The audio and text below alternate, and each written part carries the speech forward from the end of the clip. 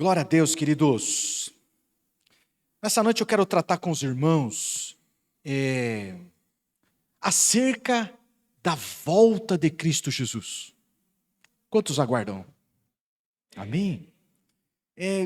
Já se pregou muito isso lá para trás, né? E hoje, atualmente, é um assunto assim que pouco tem sido pregado. Então eu pretendo ser bem didático para que todos possam entender, os novos membros possam ter esse fundamento, essa base da palavra de Deus. Então, é um assunto de grande importância, né, de grande importância para nós.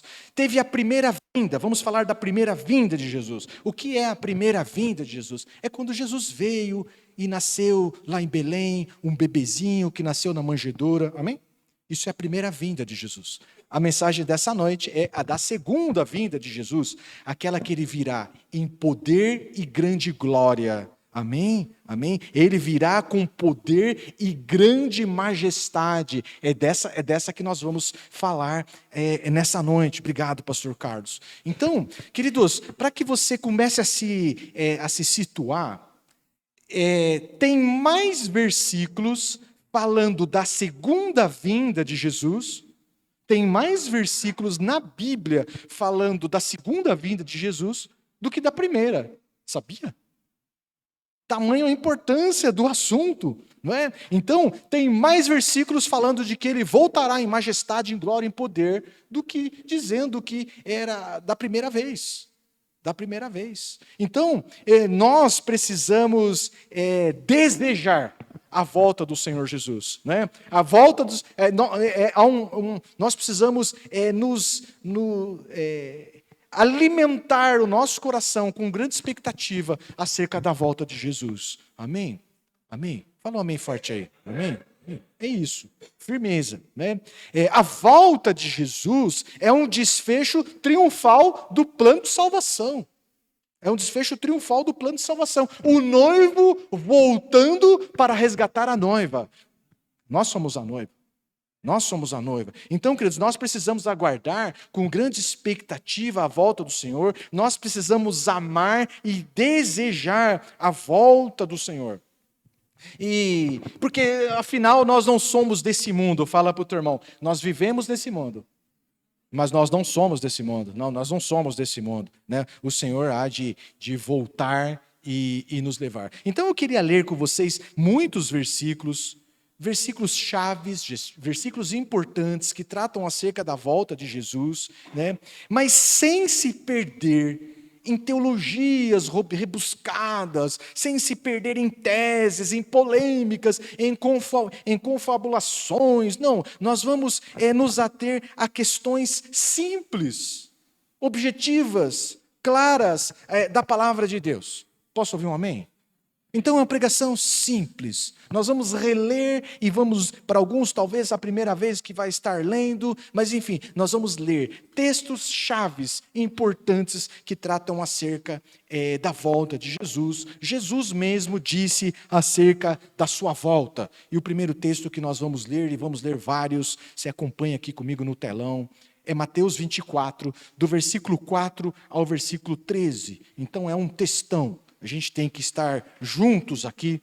Vamos ficar atentos aos sinais que Jesus anuncia com relação ao tempo do fim. Vamos juntos? Jesus respondeu: cuidado, que ninguém os engane, pois muitos virão em meu nome, dizendo, eu sou o Cristo, e enganarão a muitos. Vocês ouvirão falar do quê?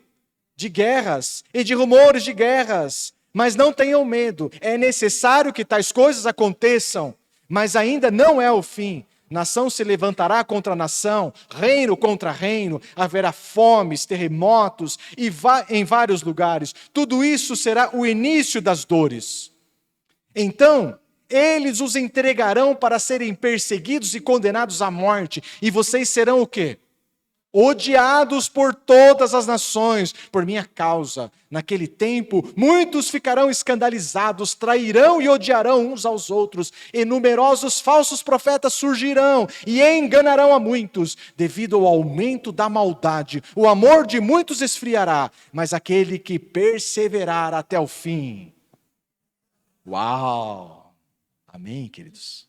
Texto lindo, sou apaixonado pela palavra de Deus. Jesus aqui aponta vários sinais do tempo do fim. Amém? Temos aí guerras, sim ou não?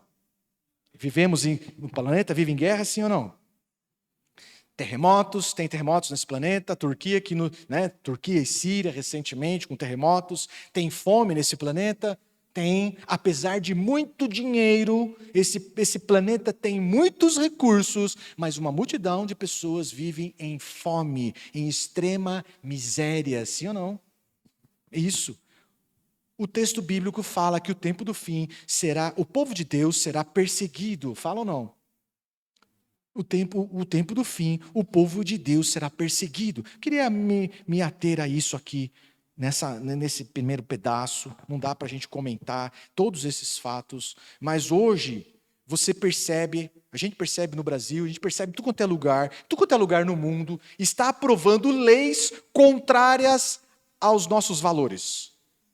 Em tudo quanto é lugar do mundo, mesmo nas repúblicas ditas, nos países ditos como democracias sólidas, estão aprovando leis contrárias à nossa fé, estão aprovando leis que dificultam o exercício da nossa fé, o anúncio dos nossos valores, em países não é a republiqueta, são países ditos do primeiro mundo, nos Estados Unidos, na Inglaterra, na Alemanha, berço da Reforma, no país que evangelizou e enviou os missionários para o mundo, estão se aprovando leis, cada vez leis mais fortes, que proíbem, que dificultam, que vão oprimindo o povo de Deus. Eu percebo, queridos, uma resistência mundial aos nossos valores, aos nossos princípios,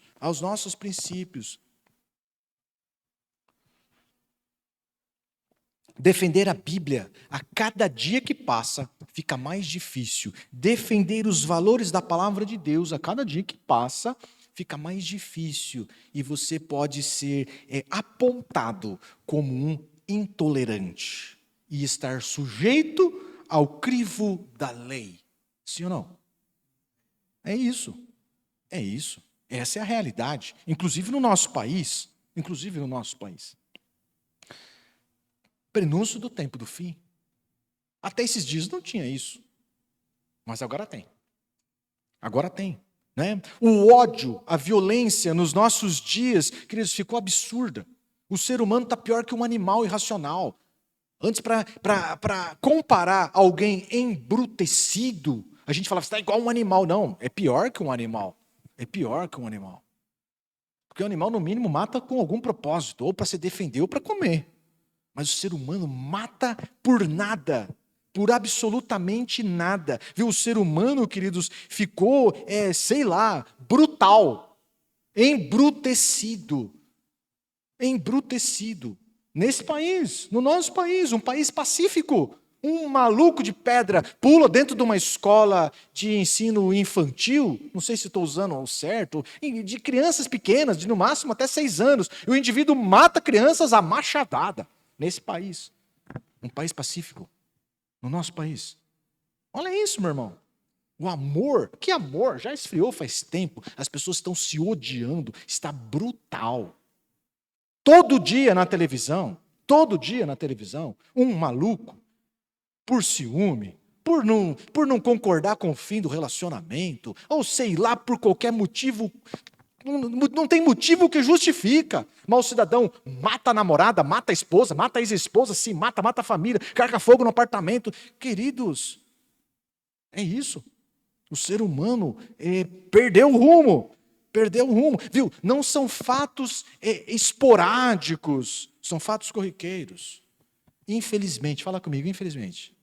Na semana que vem, você vai entrar na televisão, vai assistir televisão, e você vai ver um fato desse, brutal. de coisas horrorosas, inconcebíveis. Inconcebíveis, todo dia, todo dia. O apóstolo Paulo, também referindo-se ao fim do tempo, fala que o tempo do fim será um tempo de apostasia, de abandono da fé, de abandono da fé. Deixa eu dizer uma coisa para você, querido. Toda semana, eu recebo a infeliz notícia de pessoas que conheciam a Cristo. Fala assim, conheciam a Cristo. Experimentaram de Cristo. Fala, experimentaram de Cristo. Não estou falando de gente empolgada. Eu estou falando de gente que conhecia Cristo.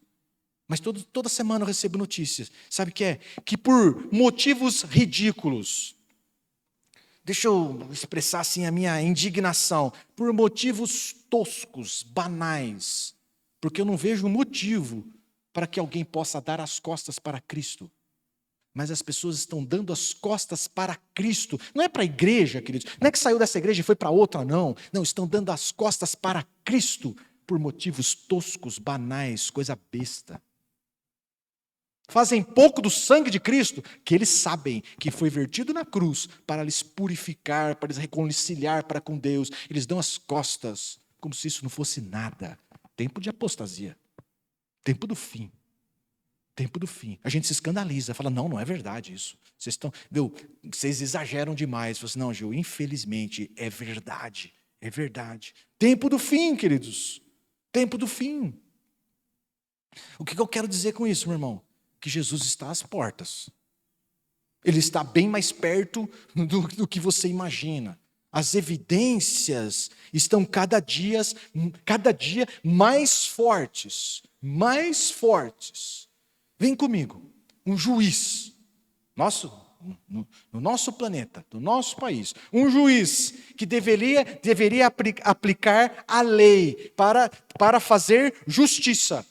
Como é que ele faz? Ele perverte a lei para praticar injustiça. Estão comigo? Olha lá, os advogados da igreja estão preocupados. O pastor está meio empolgado, se ele perder o freio aí, isso pode não acabar bem. E é assim mesmo. Por quê? Porque no tempo do fim seremos perseguidos e você não tem liberdade para anunciar aquilo que você quer nesse país. Não estou falando de país de republiqueta. Eu estou falando de países democráticos, onde um juiz atua contrário à lei para praticar injustiça. O médico, não, vamos mudar. São todos? Claro que não. Vamos generalizar? Claro que não. Mas são muitos. O médico que ele jura defender a vida. Ele jura defender a vida. E no exercício da sua profissão, no dia a dia, muitos deles envolvidos em projetos contrário à vida. Contrário à vida. Muitos deles militando na regularização da maconha, da droga, de droga pesada, de tudo quanto é tipo de droga. Muitos deles militando em favor do aborto, da eutanásia. Oh, queridos, tempo do fim. Tempo de grosseria. Tempo de grosseria. A escola não ensina mais, agora a escola desinforma. Quantos aqui têm preocupação quando envia seus filhos para a escola? Porque a escola não informa. A escola desconstrói. Tem um monte de amigos que têm crianças pequenininhas e eles estão com medo. Estão ensinando em casa. Por quê? Porque a escola não ensina mais. Ela agora desinforma. E a autoridade? Estou falando para você evidências que estão debaixo do nosso nariz de que o tempo é um tempo difícil. No mínimo, bem perto do fim. Autoridade. Vamos falar da autoridade policial. A verdade é assim, a autoridade está desautorizada a usar a sua autoridade. Te coloca uma farda e te transforma num espantalho de horta. Para espantar os pardal. Ou então esse bonecão de posto de gasolina. É isso. Por quê? Porque não pode usar a autoridade. E ninguém acata mais a autoridade. É isso. E a igreja, irmãos? E nós? Vamos fazer uma crítica a nós. E a igreja? A igreja já não prega mais contra o pecado. Ou muitas delas. Não podemos generalizar. Mas o tempo do fim é esse. Falsos profetas, surgirão por todo lado e enganarão a muitos. A igreja não prega mais contra o pecado, a igreja não prega mais arrependimento. Ah, não, essa palavra é uma palavra muito pesada. As pessoas já estão muito oprimidas na sociedade. A igreja tem que trazer uma palavra doce, uma palavra suave. Essas palavras aí, desse pastor aí, assusta as pessoas. É assim, meu irmão. E aí chegamos ao ponto daquilo que, olha, eu digo para você, eu jamais esperava ouvir de um pastor, de alguém que ministra no altar, de alguém que tem conhecimento bíblico. Chegamos ao ponto de alguém dizer que precisamos o quê? Reescrever a Bíblia, ressignificar a Bíblia. Sei lá, você ouviu essas baboseiras? Está debaixo do nosso nariz, meu amado. Está debaixo do nosso nariz. Mais do que nunca, meu irmão, mais do que nunca, nós precisamos nos preparar. Mais do que nunca, nós precisamos nos preparar, desejar e trabalhar para a volta de Cristo Jesus. Mais do que nunca, mais do que nunca. Como vocês sabem, né, eu nasci na igreja, eu sou a 4ª geração de crentes. Então, desde a minha infância, eu escuto dizendo que Jesus vai voltar. Não é? Talvez tenha alguém aqui que também, desde a juventude, escuta que o Senhor Jesus vai voltar. Não é? E também tem muitas palavras do próprio Jesus dizendo: cedo venho, estejam prontos, cedo venho. Né? E surge uma pergunta difícil. E que nós não podemos, como igreja, nós não podemos fugir de perguntas difíceis. A Bíblia responde. A Bíblia responde. A pergunta difícil é assim, a gente fica esperando, eu já estou há 50 anos esperando, mas ele não vem. Por que não vem? Se está tudo esse caos, por que não vem? Essa é a pergunta difícil. Parece pegadinha, é pegadinha do malandro. Eu cedo vou, e não vem. Às vezes, queridos, eu ouço isso mesmo dentro da igreja, e não ouço como uma falta de fé, ou como uma falta de esperança. Eu ouço como uma falta de conhecimento mínimo da palavra de Deus acerca do assunto. Isso me inspira a pregar acerca do assunto. Pastor, desde pequeno eu escuto que vem, mas não vem. O negócio só vai piorando e não vem, pastor. E aí, queridos, existem falsos ensinos aí para fora, aos montes, dizendo, sabe o quê? Que ele não vem. Dizendo que ele não vem. Dizendo o seguinte: esquece, ele não vai voltar. O noivo nunca existiu, vocês estão iludidos. E isso também não é novo. Desde o tempo do apóstolo Pedro, já se dizia isso. Não vai voltar, já era. É uma fábula. É um êxtase que tiveram aí. Então, 2 Pedro, capítulo 3, o versículo 3 e o versículo 4, a gente vai ler aqui, diz assim, antes de tudo, saibam que, nos últimos dias, surgirão escarnecedores, zombando e seguindo suas próprias paixões. Eles dirão, olha o que eles dirão, o que houve com a promessa da sua vinda? Cadê o noivo? É isso.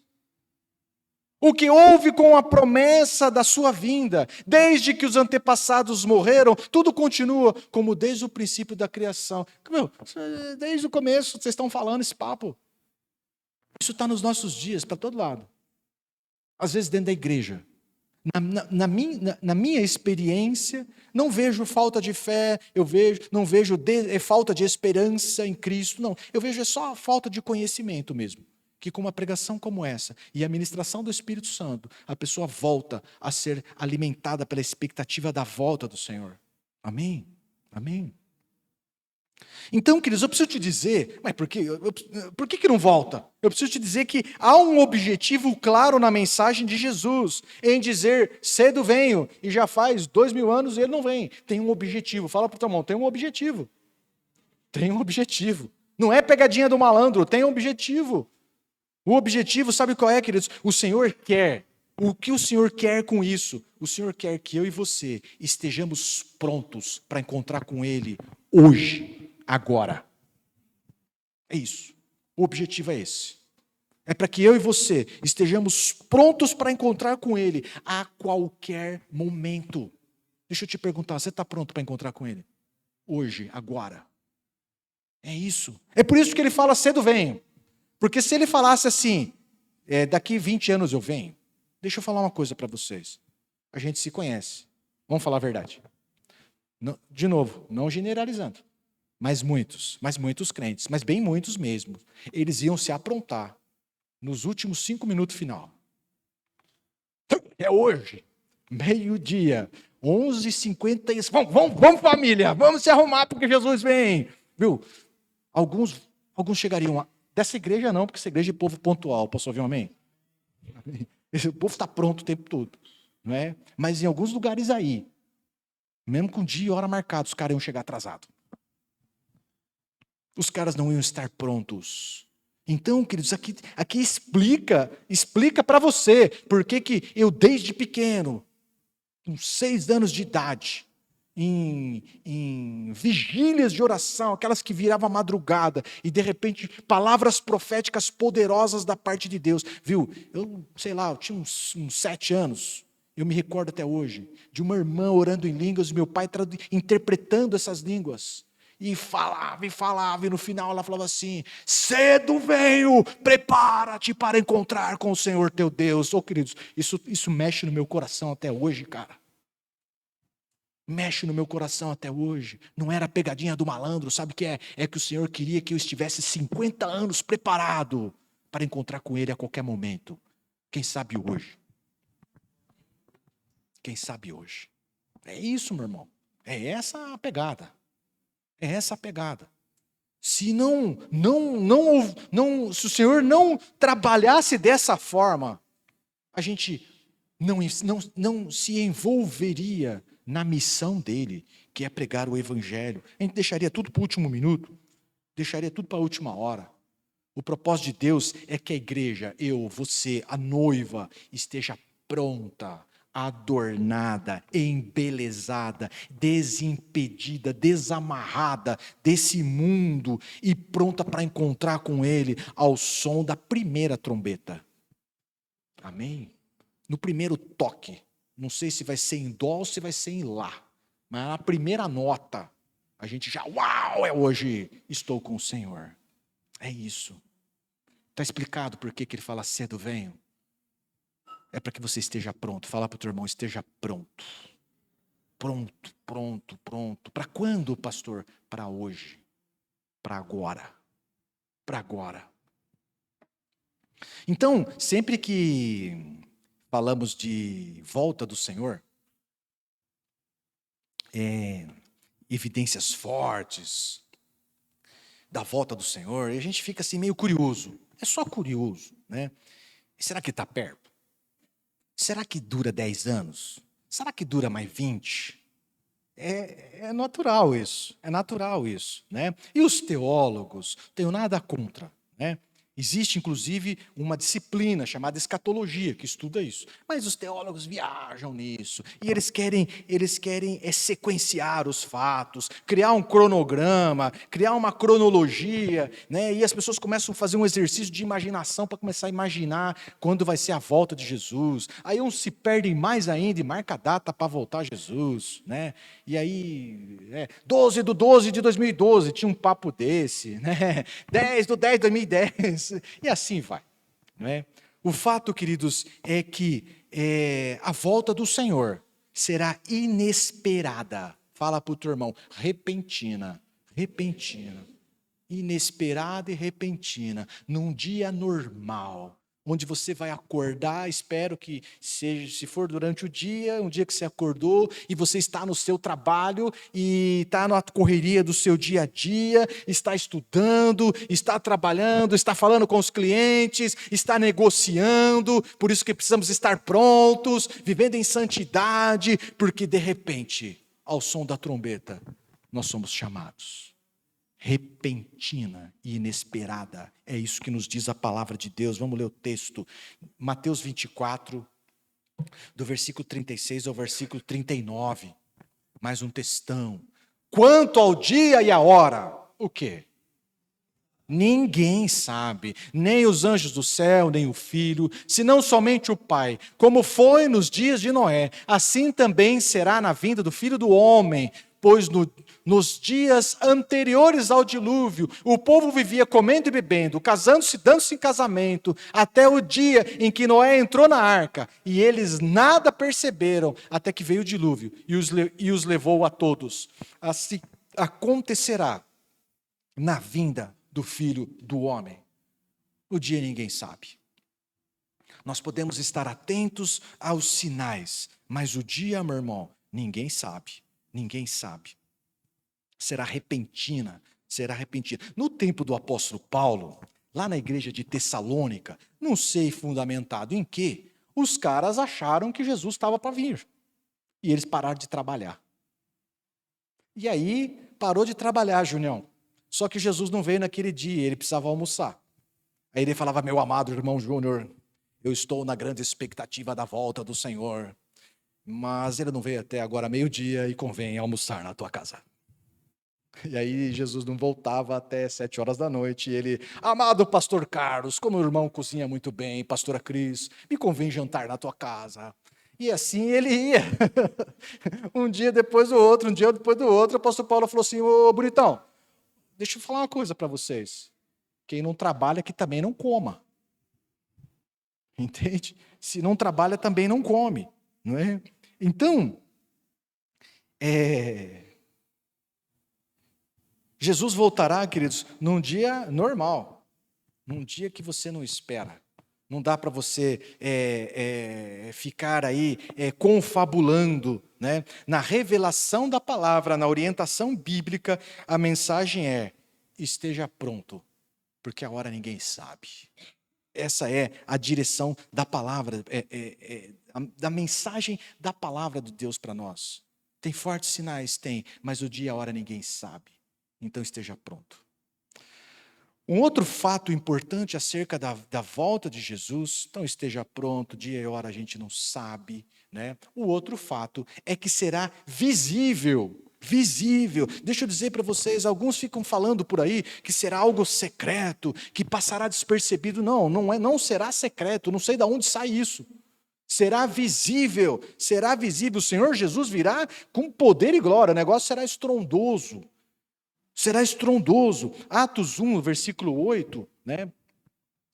Atos 1, versículo 8, Jesus, só para colocar você a par do que está rolando aqui, Jesus morreu, ressuscitou, passou 40 dias ministrando os seus discípulos, agora Jesus promete o Espírito Santo, eu vou para o Pai, mas lhes enviarei outro Consolador, o Espírito Santo vai batizar vocês com, o Espírito vai batizar vocês, dentro de poucos dias vocês serão batizados com o Espírito Santo e Jesus sobe ao céu. Dá uma olhada nesse texto aqui. Mas receberão poder quando o Espírito Santo descer sobre vocês e serão minhas testemunhas em Jerusalém, em toda a Judéia e Samaria e até os confins da terra. Que a gente conhece bem, né? Tendo dito isto, foi elevado às alturas enquanto eles olhavam, e uma nuvem o encobriu da vista deles, e eles ficaram com os olhos fixos no céu enquanto ele subia. Fala comigo, de repente. Surgiram diante deles 2 homens vestidos de branco, que lhes disseram, Galileus, por que vocês estão olhando para o céu? Este mesmo Jesus, que dentre vocês foi elevado ao céu, voltará como? Da mesma forma como o viram subir. A volta do Senhor será visível. Do mesmo jeito que Jesus subiu nas nuvens, ele vai surgir nas nuvens. Esse é o primeiro texto. O próximo texto é Mateus 24, versículo 27. Depois a gente pula, vai para o versículo 30 e 31. Pois assim, como o relâmpago sai do Oriente e se mostra no Ocidente, assim será a vinda do Filho do Homem. Então aparecerá no céu o sinal do Filho do Homem, e todas as nações da terra se lamentarão. E que mais? E verão o Filho do Homem vindos nas nuvens do céu com poder e grande glória, e ele enviará os anjos com grande som de trombeta, e esses reunirão os seus eleitos dos 4 ventos, de uma a outra extremidade dos céus. Todos verão, e lamentarão, porque perderam a oportunidade. Perderam a oportunidade. E nós subiremos e encontraremos com ele nas nuvens. Eu acho que eu tenho mais um texto aí, 1 Tessalonicenses 4. Pois dada a ordem, com a voz do arcanjo, o ressoar da trombeta de Deus, o próprio Senhor descerá do céu, e os mortos em Cristo ressuscitarão primeiro. Depois disso, os que estiverem vivos, seremos arrebatados juntamente com ele nas nuvens, para o encontro com o Senhor nos ares, e assim estaremos com o Senhor para sempre. Consolem-se uns aos outros com essas palavras. Vira para o teu irmão e fala: força, meu irmão, Jesus está chegando. E encontraremos com ele nos ares muito em breve, muito em breve. Sabe, queridos, nós precisamos alimentar essa expectativa. Nós precisamos alimentar essa expectativa de estarmos com o Senhor. Então, temos aí mais um item para você colocar na tua lista. A volta do Senhor será visível. Todo olho verá. Gosto desse texto que fala assim, que assim como o raio sai do Oriente e se põe do Ocidente, né? Naquelas noites escuras, você já viu o raio, faz assim, tar, né? Risca o céu, né? Assim será a volta do Senhor Jesus. E nós estaremos com Ele. Uau! É isso, meu amado. Um outro ponto importante para você botar na tua lista aí. O Senhor Jesus virá com grande poder e glória. Grande poder e glória. Então, neste contexto de tempos do fim,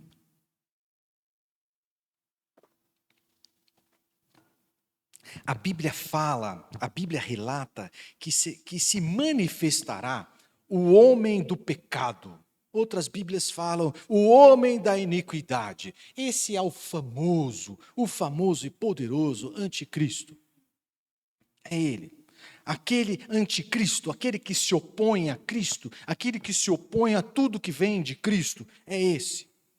E o texto de Tessalonicenses 2, o versículo 9 e o versículo 10, é o segunda Tessalonicenses 2, de 9 a 10, fala assim, a vinda desse perverso é segundo a ação de Satanás. Olha isso, com todo o poder, com sinais e maravilhas enganadoras. Ele fará uso do quê?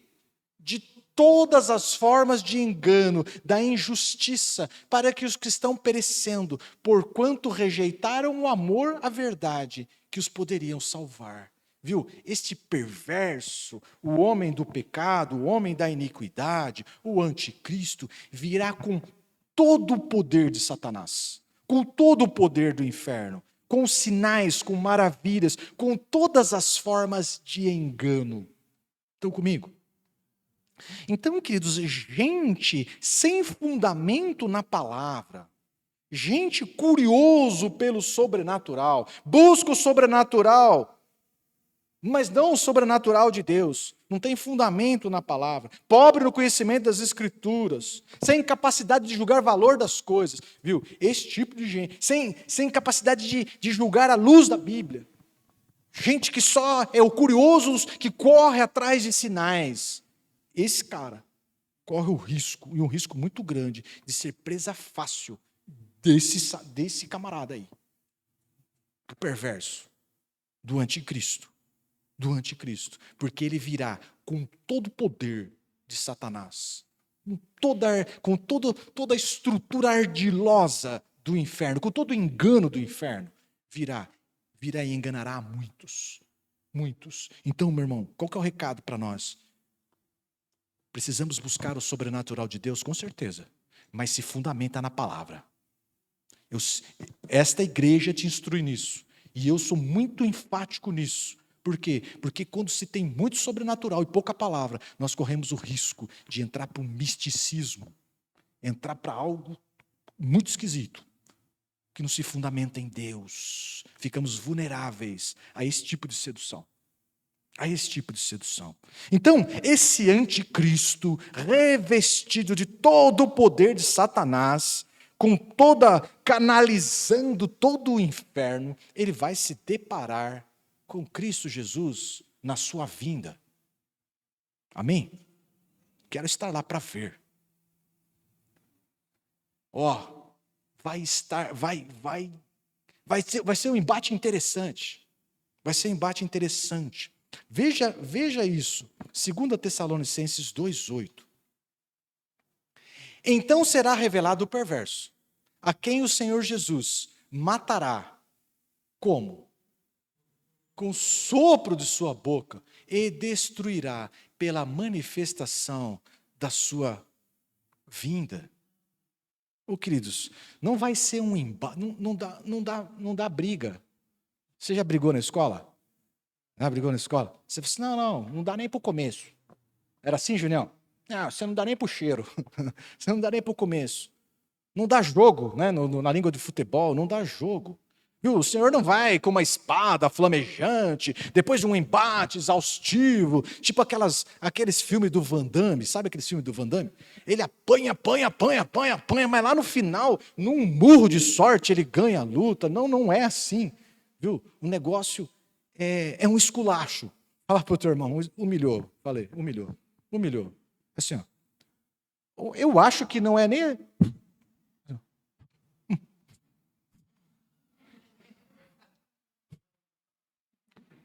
Canalizando todo o poder do inferno, todo o poder de Satanás.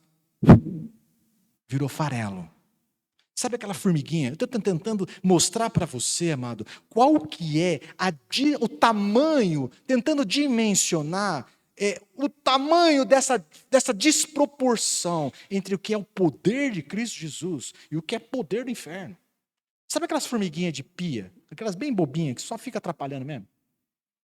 Quantos milhões de vezes você é mais poderoso que essa formiguinha aí? Muitas vezes, né? Mas você não é capaz de matar ela com um sopro. Não, é o sopro, não é o bafo. Do bafo, não é o bafo. O bafo pode ser que ela fica meio... Né? Não é capaz.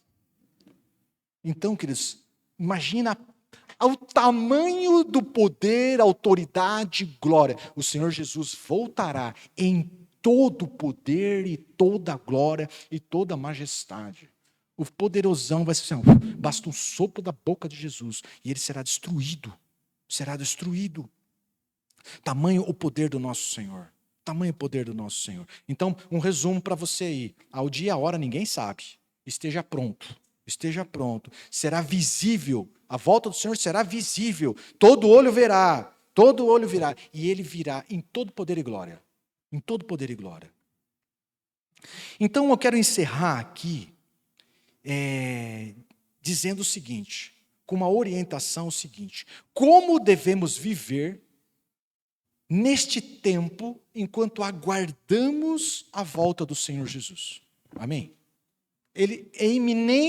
Estamos na iminência da volta de Jesus. Como devo viver estes dias, amanhã e depois de amanhã, enquanto o Senhor Jesus não vem? Então, nós vamos ler um texto, a gente já leu parte dele, Atos 1, do versículo 5 ao versículo 8, é aquele, Jesus morreu, ressuscitou, está ministrando os seus discípulos.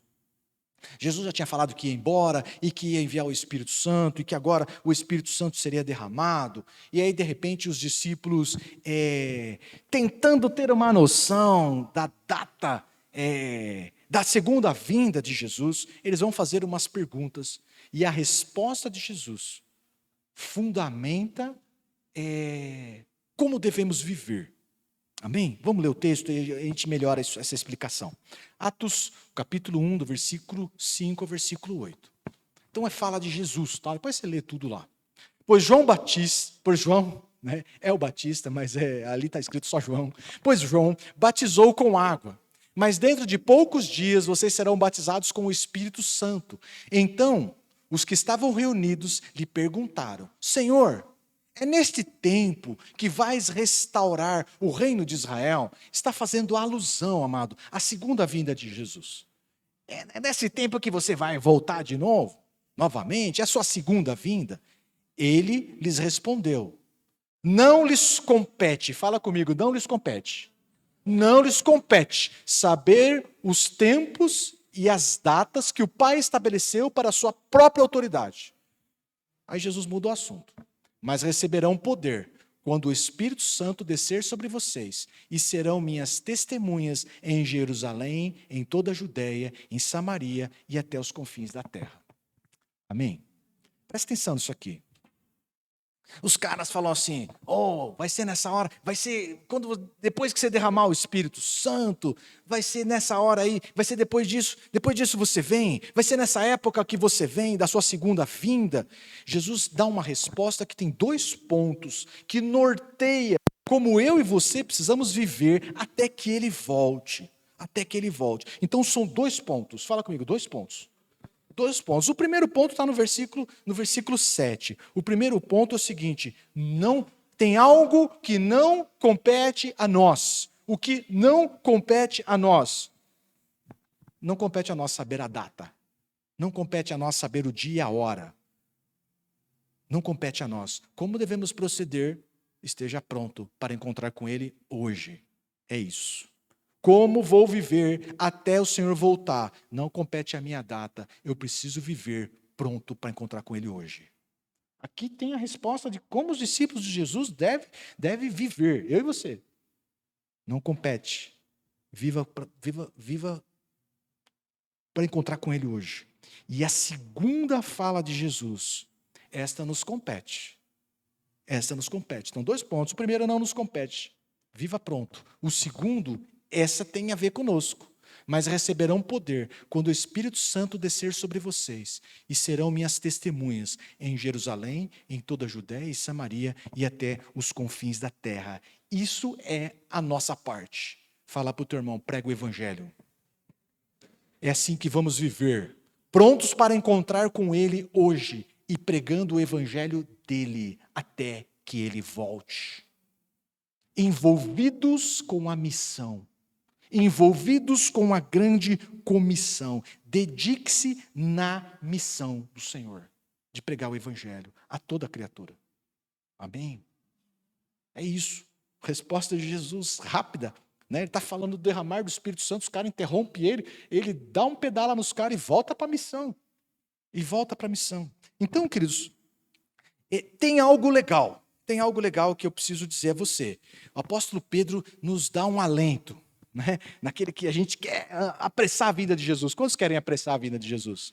Eu quero. Todos nós. Volta logo, Jesus. Maranata, volta logo. Então, não nos compete saber o dia. Não nos compete saber a hora. Mas o apóstolo Pedro fala que nós podemos apressar a vinda de Jesus. Então, vamos ler 2 Pedro 3,12. Eu estou pulando os textos, né? Como tem muitos. Anota aí, depois você lê inteiro lá. Esperando o dia de Deus, é o dia da volta, a segunda vinda de Jesus, e apressando a sua vinda. Naquele dia os céus serão desfeitos pelo fogo e os elementos se derreterão pelo calor. Viu? Como é que eu apresso a vinda de Jesus? O apóstolo Paulo fala que é possível. O apóstolo Pedro fala que é possível. Eu posso viver de forma que eu possa apressar a volta de Jesus. E Jesus mesmo diz como é que a gente pode fazer isso. Mateus 24, 14 fala assim, e o evangelho do reino será pregado em todo o mundo como testemunho a todas as nações. E então, virá o fim. Como é que nós podemos apressar a volta do Senhor?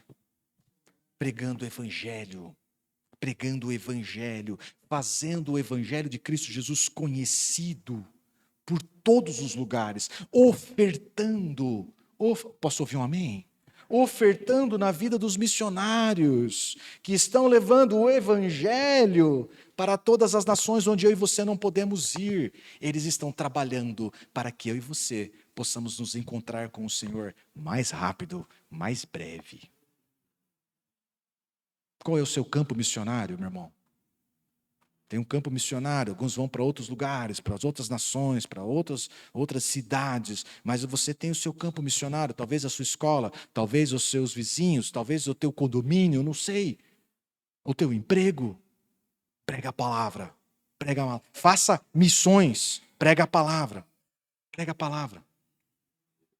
Então, nós já lemos aqui, né, e também tem um ponto muito legal. Nós já lemos que a volta do Senhor será como nos dias de Noé, sim ou não? não é? Será como nos dias de Noé. O dia que a arca ficou pronta, o que aconteceu? A arca ficou pronta. Vamos imaginar, exercício da imaginação. Noé falou assim, ufa, encerramos. Né? Se eu estivesse lá, a gente ia aplaudir. Ah, glória a Deus, encerramos. E no dia seguinte, não sei, não necessariamente no dia seguinte, mas enfim, o Senhor envia os animais.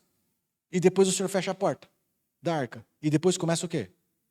A chover. A chover. A chover. No dia que Noé encerrou a missão, começou a chover. Ele viveu um marasmo, mas no dia que ele encerrou a missão, os animais fizeram de parzinho em parzinho, entraram para dentro da arca, de repente a porta fecha e começa a chover.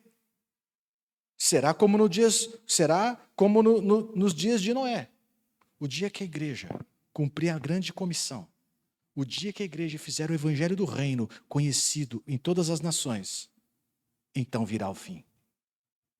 Amém? O dia que a igreja entregar os frutos ao Senhor da vinha, virá o fim. E é certo que vem, porque nós vamos trabalhar nisso. Nós vamos trabalhar nisso. Nós vamos trabalhar nisso. O dia que a igreja cumprir o seu papel, nós podemos apressar, meu irmão. E eu sinto que esse é o momento da nossa igreja. Por que sei lá, prego há 10 anos aqui em Campinas. Por que só agora eu vim falar nisso? Porque eu sinto que esse é o momento que Deus está nos chamando para apressar a volta dele. Teve um tempo de alinhamento, um tempo de estrutura, um tempo de alicerce, mas agora Deus está nos chamando para apressar a linha dele, a vinda dele. João 4,35, estou encerrando, tá? João 4,35 fala de Jesus. Vocês não dizem, daqui a 4 meses haverá colheita? Eu lhes digo, abram os olhos e vejam os campos. Eles estão maduros para a colheita. Queridos, os campos estão prontos para serem colhidos. Não é? Pensando na ideia de agricultor, os campos estão prontos para ser colhidos. A questão, não tem problema com a colheita. A colheita está pronta. Fala para o irmão, a colheita está pronta. A plantação está pronta para ser colhida. O que precisa são dos trabalhadores. A questão é os trabalhadores. Com quantos trabalhadores o dono da colheita pode contar? Vamos orar, amado. Vamos orar para que Ele nos envie mais trabalhadores. Porque a colheita está pronta. A colheita está pronta. Nós precisamos colher. Nós precisamos ser esses trabalhadores.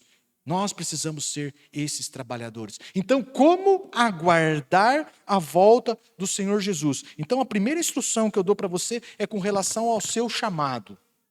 Então, fala aí, com relação ao meu chamado. Vou dar 3 instruções. Primeira instrução com relação, fala assim, ao meu chamado. Enquanto aguardo a volta de Cristo Jesus, com relação ao meu chamado, ao seu chamado, nós precisamos ser encontrados pelo Senhor, trabalhando, pregando o Evangelho, desenvolvendo o seu chamado, cumprindo o seu propósito. Amém? Trabalha. Não deixe a sua mão parada. Não deixe os seus talentos enterrados. É certo que Ele vem. É certo que Ele vem. Que possamos participar ativamente da volta dele, como disse o apóstolo Pedro. Então, com relação ao meu chamado, que o Senhor me encontre trabalhando. Uma instrução para a vida pessoal. Fala para o teu irmão, agora é pessoal. 2 Pedro, nesse contexto, tá? Esse texto de 2 Pedro 3 aqui só fala nisso. Portanto, amados, enquanto esperam estas coisas, a volta do Senhor, empenhem-se para serem encontrados por Ele. De que forma? Em paz, imaculados e inculpáveis. O Senhor precisa nos encontrar em paz. Fala com o teu irmão, em paz. Paz, em paz. Cultive, amado, quero ampliar isso. Cultive a paz com o Senhor. A paz com Deus. A paz com Deus. Confesse os seus pecados. Não fique acumulando pecados. Não faça uma multidão de pecados. Confesse os seus pecados. Viva em arrependimento. Viva em arrependimento. Não aceite o pecado como algo normal na sua vida, mesmo que essa sociedade diga que é. Mesmo que essa sociedade diga que você é um Caxias, que você, sei lá, é um bobalhão. Não interessa. Não aceite aquilo que Deus condena como algo normal. Não permita que o pecado faça parte do seu estilo de vida. Viva em paz com o Senhor. Amém? Primeiro ponto da paz. Paz com Deus. Fala para o teu irmão, paz comigo mesmo. Abra o teu coração. Fala para ele, abre o teu coração. Abre o teu coração. Abre o teu coração. Se exponha. Aceite ser ajudado pelo seu irmão. Não se exclua da graça de Deus. Não se exclua da comunidade dos santos. Não se isole. Não se isole. Viva inserido e mergulhado dentro da família que Deus te deu. Para que você possa, para que quando o Senhor voltar, te encontre em paz, consigo mesmo, consciência limpa, sem autocondenação, pronto para encontrar com o Senhor. Desimpedido de enganos na mente, no coração. Paz, cultive paz com os irmãos. Fala aí, paz com os irmãos. Paz, irmão. Fala para ele, paz, irmão. Sem guerra, irmão. Paz, irmão. Reconcilia, meu irmão. Reconcilia. Deixa eu dizer uma coisa para você. Uma das coisas mais difíceis no meio da igreja é ver pessoas pedindo perdão. E é a segunda vez nesses últimos pregações que Deus tem me usado falando nisso. Fala para o teu irmão, peça perdão. Fala para ele, peça perdão. Peça perdão. Peça perdão e esteja pronto a perdoar. Peça perdão. Tome a iniciativa de pedir perdão. João, meu amado, eu estou vendo que você está meio bicudo. Não fala bicudo que ele já vai ficar mesmo. João, meu amado, deixa eu melhorar aqui. João, meu amado, eu vejo que você está assim, aborrecido. Obrigado, pastora Cresce. Mas que cultura, né? Que coisa chique, né? Te fiz algo, irmão, que preciso lhe pedir perdão.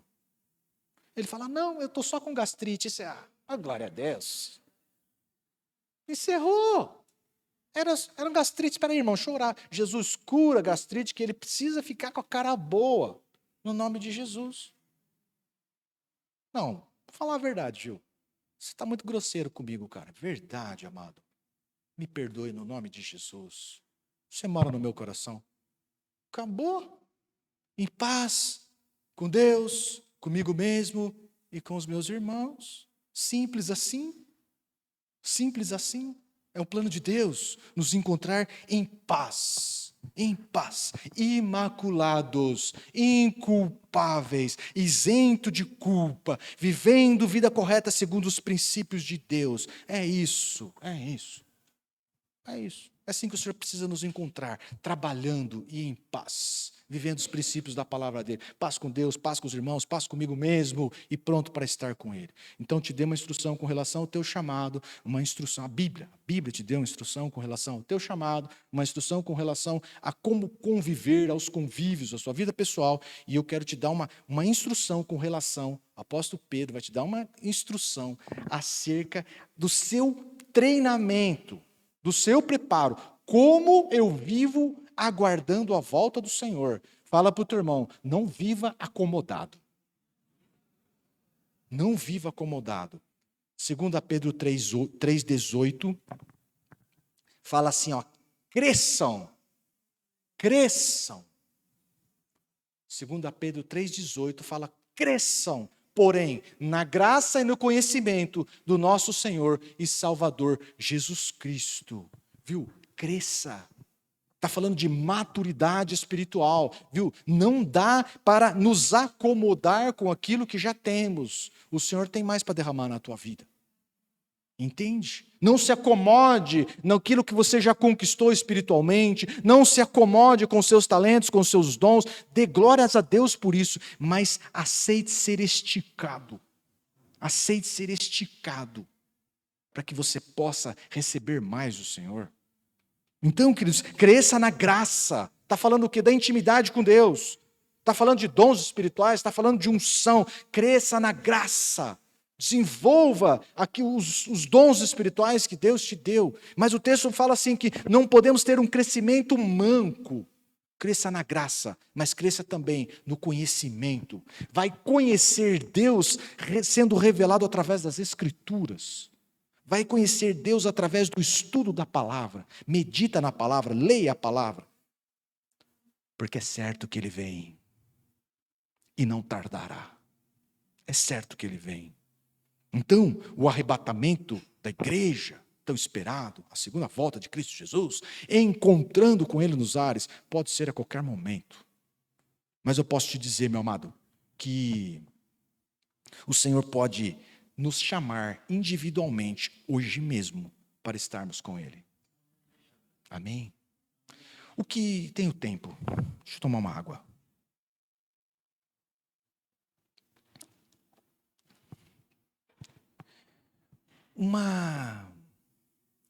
Meu pai teve 40 anos ministeriais. Esse povo pregava, mas pregava muito. Fazia 2, 3 pregações por dia. Era no programa, era no período de jejum na manhã, era programa de rádio, era à noite, de segunda a domingo, os caras pregavam muito. Então, projeta aí quantas 1000 pregações o meu pai fez. Mas o Senhor preparou para que a última pregação dele fosse, sabe acerca do quê? Da volta de Jesus.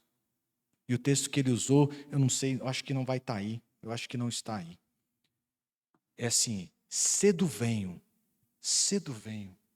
guarde o que tens, para que ninguém tome a tua coroa. Está aí? Está na versão que meu pai usou. Eis que venho sem demora, guarda o que tens, para que ninguém tome a sua coroa. Poderia ter pregado qualquer coisa, conteúdo não faltava, mas a última pregação foi essa, incentivando e encorajando a igreja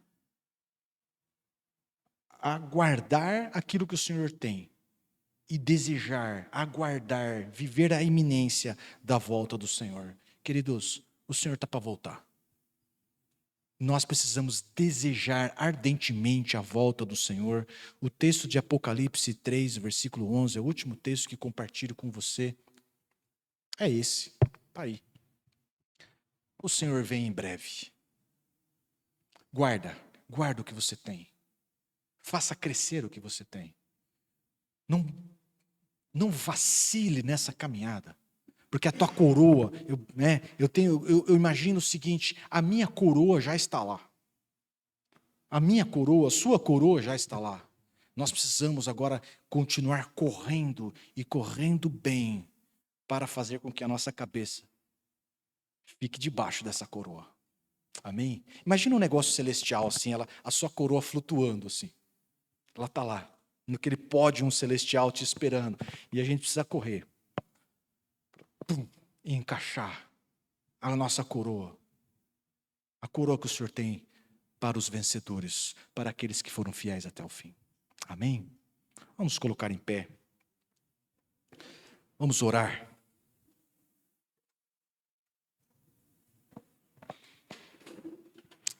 Vamos orar. Vamos para o momento da ceia.